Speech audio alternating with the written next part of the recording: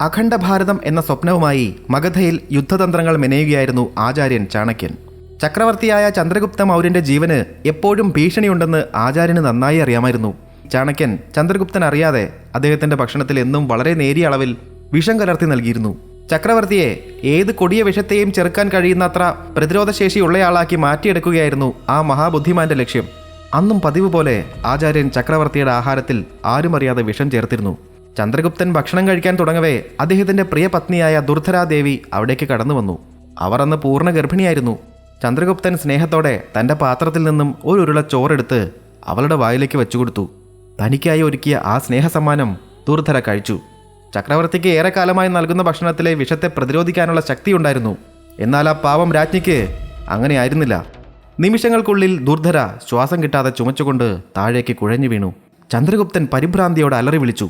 നിലവിളി കേട്ട് ഓടിയെത്തിയ ചാണക്യൻ കാണുന്നത് ജീവന് വേണ്ടി പിടയുന്ന ദുർധരയെയും അടുത്തിരുന്ന് പൊട്ടിക്കരയുന്ന ചക്രവർത്തിയെയുമാണ്. കാര്യത്തിന്റെ ഗൗരവം ആചാര്യന് ഞൊടിയിടയിൽ മനസ്സിലായി. വിഷം രാജ്ഞിയുടെ സിരകളിൽ പടർന്നു കഴിഞ്ഞു. ഇനി അവളെ രക്ഷിക്കാൻ ഭൂമിയിൽ ഒരു വൈദ്യനും കഴിയില്ല.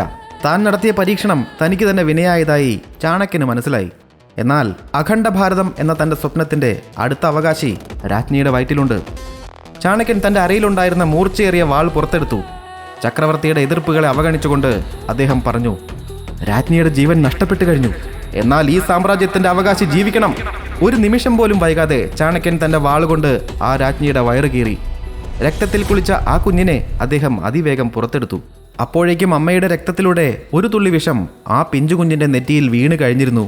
നെറ്റിയിൽ വിഷത്തിന്റെ ആ ബിന്ദു പതിഞ്ഞതുകൊണ്ട് കുഞ്ഞിനെ അവർ ബിന്ദുസാരൻ എന്ന് വിളിച്ചു. പിൽക്കാലത്ത് ലോകം കണ്ട ഏറ്റവും വലിയ ചക്രവർത്തിമാരിൽ ഒരാളായ സാക്ഷാൽ അശോക ചക്രവർത്തിക്ക് ജന്മം നൽകിയത് ചാണക്യൻ രക്ഷിച്ച ആ ബിന്ദുസാരനാണ്. ഇത്തരത്തിൽ ഉണ്ടാക്കിയെടുക്കുന്ന പ്രതിരോധശേഷിയെ ശാസ്ത്രം മിത്രിഡാറ്റിസം എന്ന് വിളിച്ചു.